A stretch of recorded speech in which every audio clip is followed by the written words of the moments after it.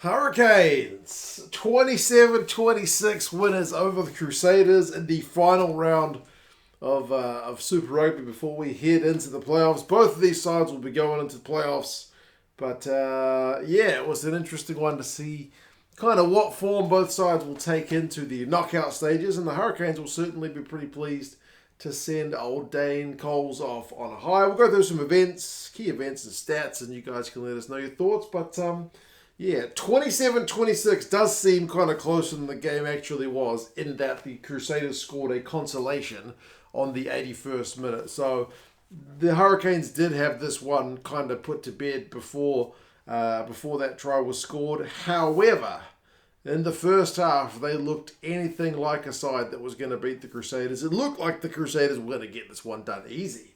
I mean, the first try through Fainganuku comes so early. It's like the first 3 minutes. I think the Hurricanes, one poor kick leads to a Crusaders line out, leads to some phases of Bumfa. Fainganuku is over. Missed conversion, but 5 points to nil. And then the Canes looked a bit out of sorts, man. I mean, Christie gave away a penalty at the breakdown. The Canes, opted for the jugular. He got a hit back, right? But then their line out just mucked up. Dane Coles with the overthrow. And that leads to the Hurricanes being caught kind of in their own half at the breakdown. Penalty conceded. The Crusaders going for touch. Basically a reversal of what we've just seen. And it looked like Taylor had gone over for a maul try, which would have been kind of absolutely 100% what you expect from the Crusaders, right? Like, you muck up a line-out chance down your end, the Crusaders will just reverse it and punish you for it. But the TMO did get the Hurricanes out of jail for that one. There was a bit of obstruction, so they still went back for advantage, but it was, in the short term anyway, a kind of lucky escape for the Canes. Yosei got yellow carded for a high tackle on about 19 minutes. He's probably a bit of a lucky boy that he was like the secondary tackler, because Leo Willie, who was the man he tackled, had already kind of been hit once, and that caused them to dip a little bit. So, it was kind of shoulder to head. Not a great look, but when I saw it, I figured it would probably stay yellow, and it did stay yellow, just because he's the secondary tackler, man. The body height's kind of shifted from when he was going in, so I think that was probably fair, but the Crusaders punished immediately. From that penalty and that card, with the extra forward, Cody Taylor goes over for a maul try. Like, the yellow card's on 19 minutes, the try is on 20. So it's no time. So 12-0 to the Crusaders. The Hurricanes, apart from some defending and a missed lineout, have not really been at the races thus far. That being said, it's Kenny Naholo in 25 minutes got an intercept, which at that point seemed to be the best chance the Hurricanes had all game. Will Jordan with a covering tackle. But at least for the Canes, during a yellow card period as well, they did get out of their own half. They managed to get a penalty, so Geordie Barrett kicked that. Gets 3 points on the board. You're no longer staring down the barrel of a goose egg, and you've eaten at least a good min of the yellow card time. So it's 12 points to 3. That being said, Canes being the Canes, remember I mentioned that line-out going poorly earlier. Like, basically from the restart, they're just looking to exit, but Roygaard's box kick goes out on the full, which means the Crusaders get a line out in attacking territory. They go through some phases, they get advantage, which leads to a scrum. 30 seconds left on the yellow card, so they've still got an extra man. They just send a scrum move wide, and Braden Ennor goes over pretty much unopposed. Too easy. It's 19 points to 3. It's looking like it's going to be a bit of a hiding. Like, in front of a decent crowd as well. I know they leave that one section empty at Sky Stadium, but the crowd seemed kind of more packed than what we've seen it in recent times. I guess it's probably the last home game of the season for the Canes, so good team coming to town, so that makes sense. But it's not looking like happy days. That being said, a much-needed score for the Canes right before halftime. That one was after a 50-22. Which is, I think ultimately been a pretty good addition to the game. Gives the Canes a nice bit of field position. Geordie Barrett with a nice draw a tackler and an offload sees Proctor go over right before halftime. Missed conversion, but it's 8 points to 19, which means they're kind of looking a little bit less dead and buried. But I mean, the Crusaders have dominated the possession. They've had 54%. They've had 56% territory. The Canes have conceded 7 penalties to the Crusaders 4. But there's kind of a sliver of hope for the Canes in that what ball they've had, they've generated more. They've had 10 defenders beaten to 7 and 5 clean breaks to 2. So doing a bit more with less, but they've just been a little bit less kind of clinical, I guess you would say. Second half, the Canes win a penalty at the breakdown, but then lose the resulting line out, and I'm starting to pull my hair out because that's like the third time the Canes have just kind of had one step forward to be followed by a step back. But to be fair, their second half was a way, way better performance. I mean, there's a bit of verbals on 48 minutes between Dane Coles and Cody Taylor.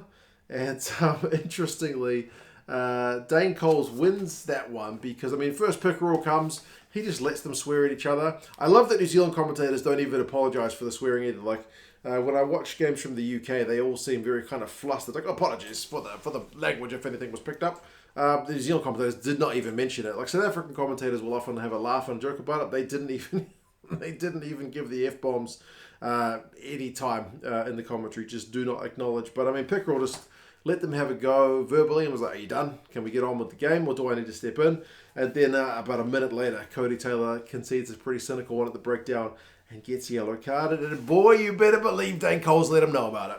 It was weird. At the end of the game, Ardie Savia said Dane Coles is a man of few words.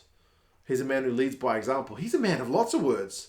If he's a man of few words, those few words are pretty cutting. But anyway, he gave him a good spray on the way off. So that was a little bit of entertainment. But I mean, now it's time for the Canes to kind of take advantage because they've certainly started the second half sharper. They got a man up. And during the yellow card, sure enough, they get a big score. Ardie Savia with a pretty slick offload to Roygaard. It's 15 points to 19.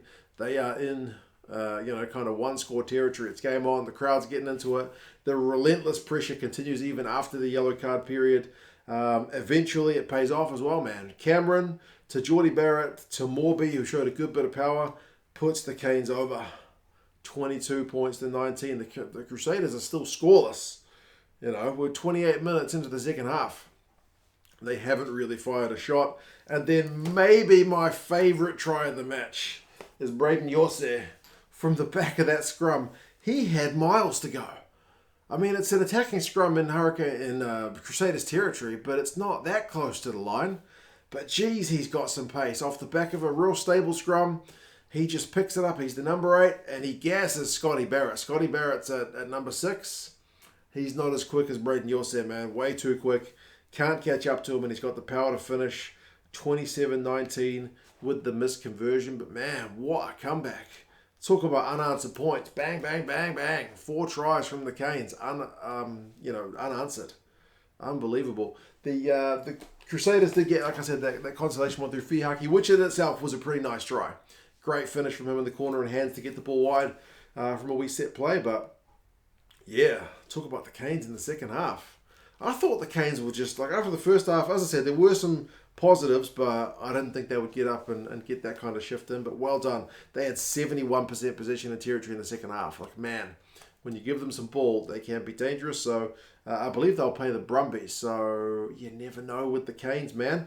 Clean breaks finished 10-2. Defenders beaten 32-17. You better believe that's in favour of the Canes. Although turnovers conceded is 17-11. So that kind of speaks to a little bit of a lack of clinical edge at times. Naholo has 147 metres, which does include a big old intercept. 2 clean breaks and 7 defenders beaten. Ardie Savia, 48 metres, 3 defenders beaten, plus a nice try assist. Good shift from him. Christie for the Crusaders makes 27 out of 27 tackles. I think the next guy was like 15. Christie just loves a tackle. Whanganuku had 74 metres and a couple of defenders beaten, plus a good try. He certainly got most of his ball in that first half. But yeah, man, good game. Bit of entertainment. You guys let us know your thoughts. How do you reckon these two sides are going to go in the playoffs? Do you think dropping this game with the Crusaders playing a pretty strong team? They fielded a pretty strong team.